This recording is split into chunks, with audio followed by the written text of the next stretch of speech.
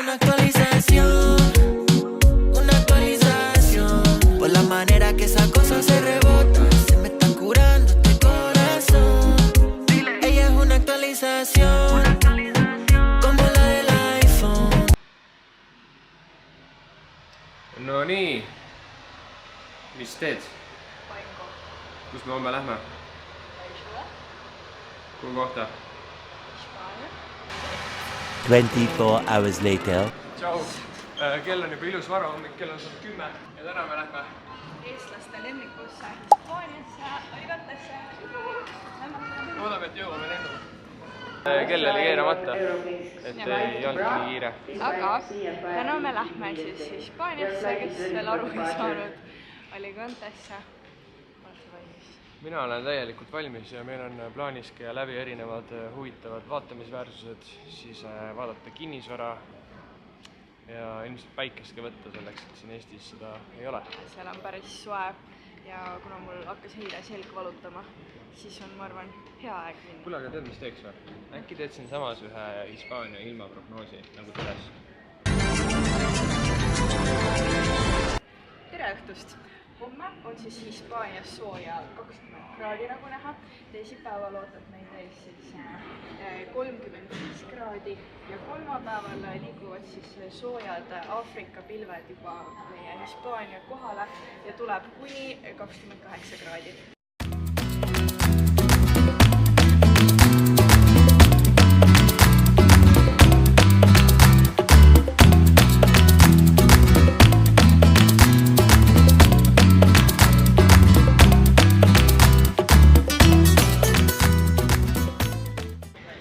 Patriciaga tihe diskussioon, kuidas oleks mikrit parem hoida. Patrice ütles, et kui niimoodi räägiks.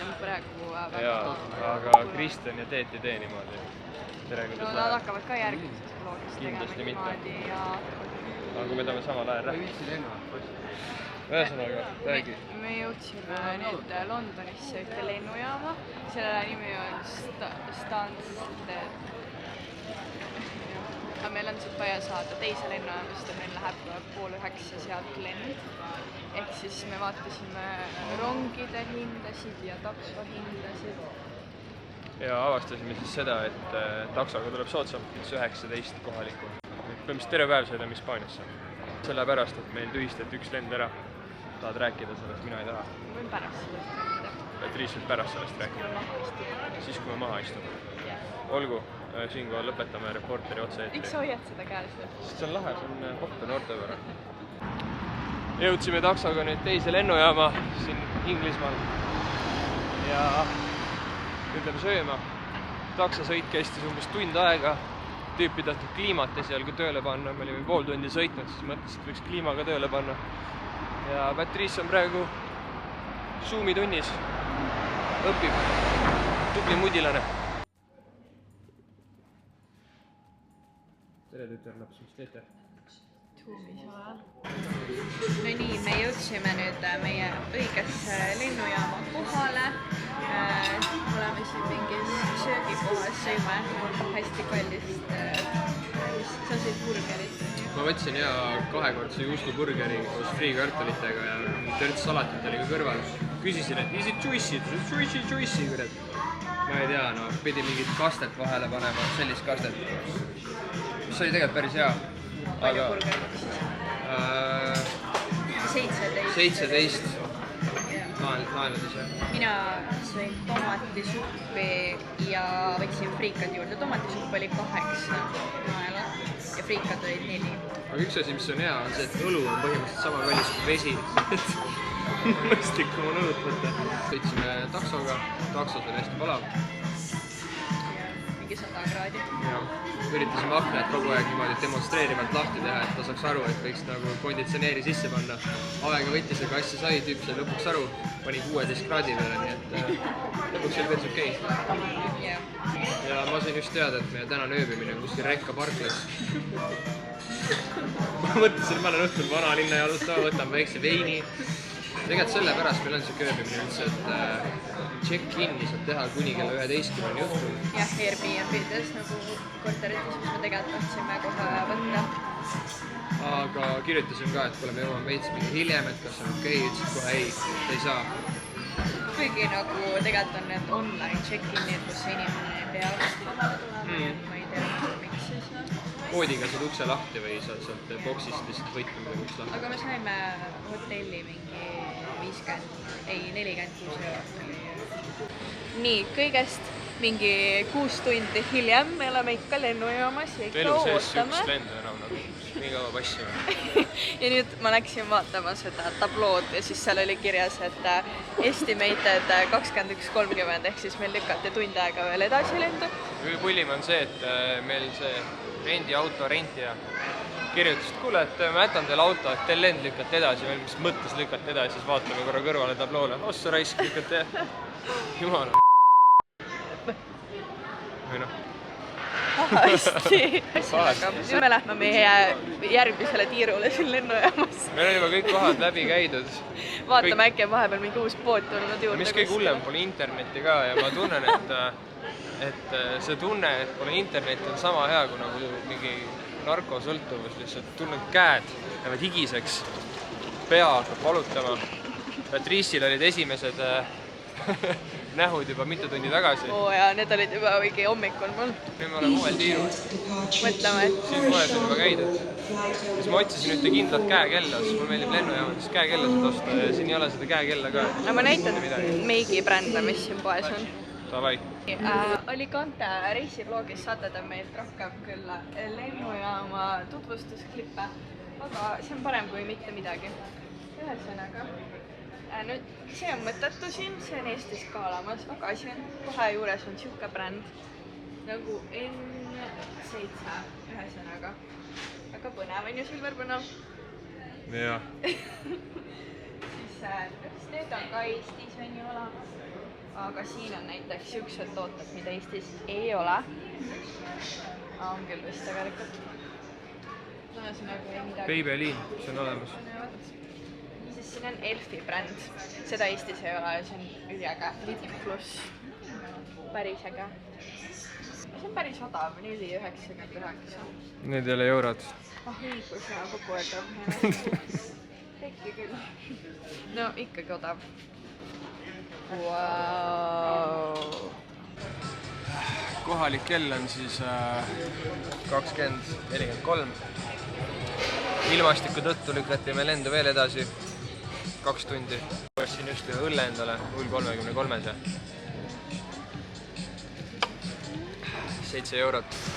Ja peaks minema otsima, kus saab soodsamalt, sest siin võib veel kaua minna. Ai, ole tubli.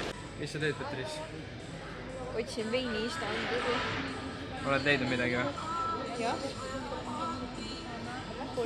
Said interneti lõpuks või? Kasutan oma päevapaketti.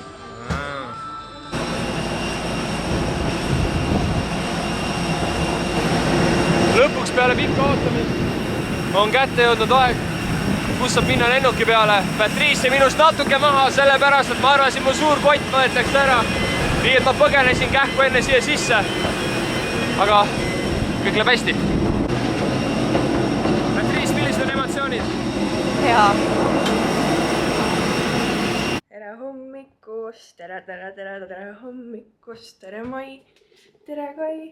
Kell maailm suur ja lai, tere hommikust, tere hommikust, tere hommikust. Saan üldse magada? Ma ei saanud üldse magada. Tõuses ära, lilleke. Me jõudsime eile kell 3 öösel hotelli ja issand jumal, miks ma olen nii, ühesõnaga jõudsime hotelli ja siis lennujaamas Silver avastas, et ta oli kaamera jätnud kotti ja ei olnud seda kinni pannud, ehk siis meil oli aku täiesti tühi ja me ei saanud mitte midagi filmida ega ka seda hotellituba, kus me üks öö praegu olime. Aga hetkel on see juba nii sassis, et ma ei tea, kas ma julgen seda isegi näidata. Aga me lähme nüüd hommikusöögile, sest et kell on 10. Nii et läki. Väljas on siuke vaade ja meil on siin bassein, aga megatuul on ka. Ainuke ilus koht meil praegu on siin WC, mis ei ole siin rööstatud. On ju ilus WC. jah, päris suur. Me sööma. Fucking hell. Näitan teile, see on päris suur hotell ka tegelikult. Siin on, me oleme kõige viimasel korrusel. Päris suur. Tule nüüd. Äkki. Wow. Aga Silver ei ole täna hommikul väga jutukas meil. Märkan alles. Pole 10 tundi vahele saanud. Siuke beebi.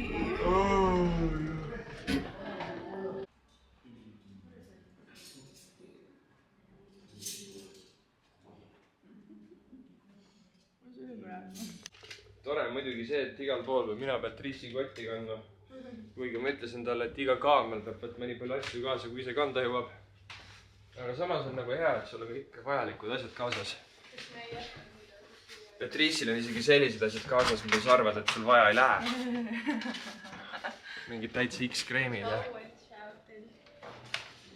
siuksed asjad. Ja nüüd me suundume siis, kuhu me lähme üldse? Elchat avastama. Elchat avastama ühesõnaga. Mendid, seal on mendid.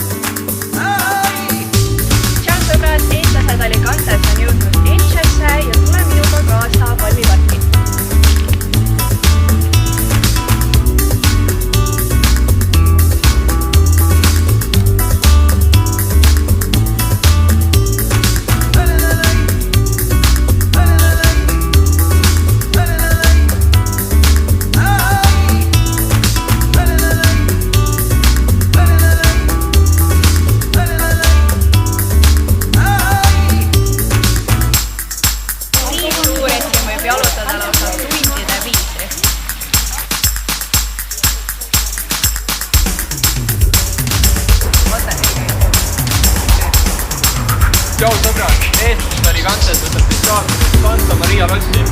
Lähen vaatame üle.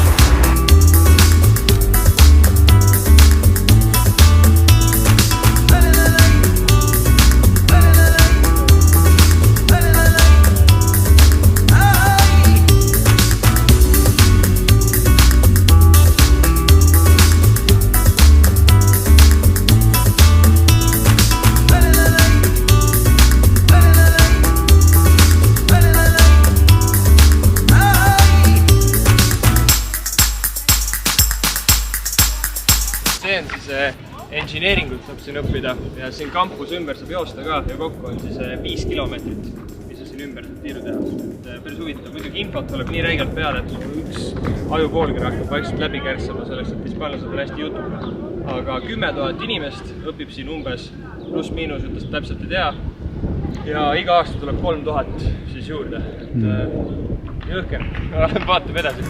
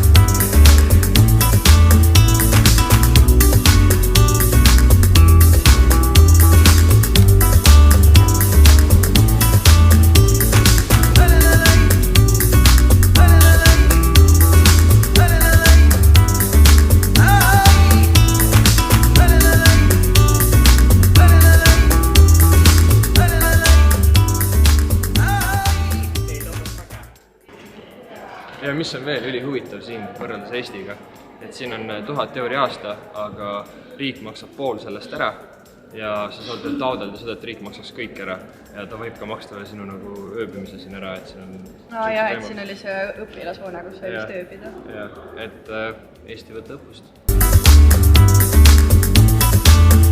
Saada sisse siia raamatukokku, mille üle nad ise väga uhked on. See tädi räägib nii palju, mul on infot nii palju, et mul nüüd teine ajupoolgi hakkab veits täis saama. Et ma üritan salvestada kogu aeg ja samas küsimusi esitada ja ta ei lase nagu väga küsida ka, ta ainult räägib, et nagu hispaanlased on hästi jutukad, aga saavad hästi lahti.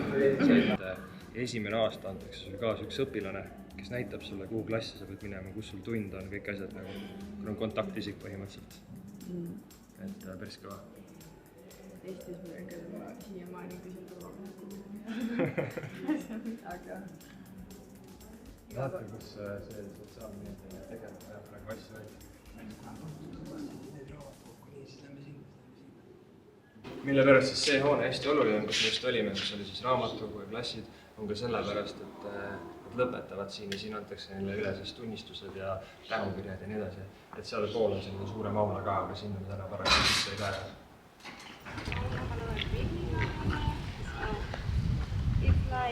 Nii, saime tohutult palju informatsiooni, jagasime kontakte, et ma arvan, et pärast, kui ma hakkan seda videot kokku panema, siis tekib nii palju veel küsimusi. Ta oli nii üllatunud, et meil on nii palju follower'e Instagramis, et nüüd ta tuli kohe närv peale, kui ta nägi meie Instagrami kontot. Aga hästi tore inimene, et kohe anti meil siis selle ülikooli sotsiaalmeedia manager, kes siis kohe viis meid igale poole, see kampus on tohutult suur. Ja kuna tegelikult täna oli siis esimene koolipäev, mis juhuslikult on meil nii peale vaheaega, jah. Et siin ei olnud vist väga palju inimesi kohast ütles, et muidu nagu peale vaheaega tavaliselt esimesel päeval kohe ei ole hullult palju rahvast koolis. Ja ta veits oli ka, et tulge homme tagasi, et siis tulevad mingid peod ja siis on see nagu inimesi rohkem ja siis saame jälle kokku, et see hispaanlase külalislahtus on ka nagu omaette klassis Eestis. Ma ei tea, ei ole päris niimoodi. Aga see ala on siin nagu mega suur. Ja lõpuks kui valimegi. See leksib ära lihtsalt.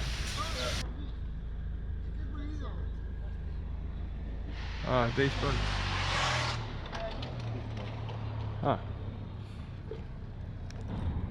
Gracias!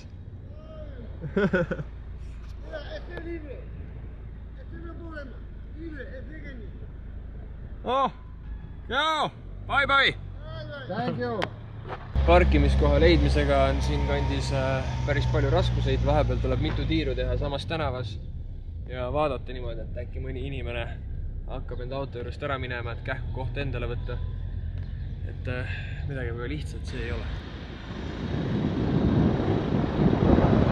Nii, nüüd on meil käes naturaalne Hispaania elu. Jõudsime enda esimest sööbimisse. Koht on oodatust natuke suurem. Tule mu kaasa. See on elutuba.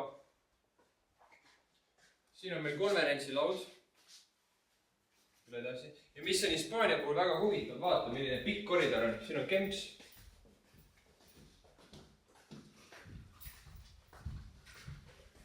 Siin on Patrici magamistuba. Ja siin on Patrici kontorilaud. Ja siin on minu magamistuba. Miks sul ilusam on? Sellepärast ma olen kuningas. Hi guys! Hola, hola! Santa Polo, señoritas, mamacitas. Noh, Patrici. Kuidas siis meeldib Alicantes?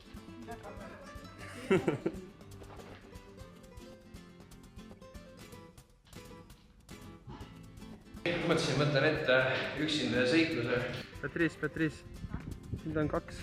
See on nagu mingi tavaline pihv lihtsalt.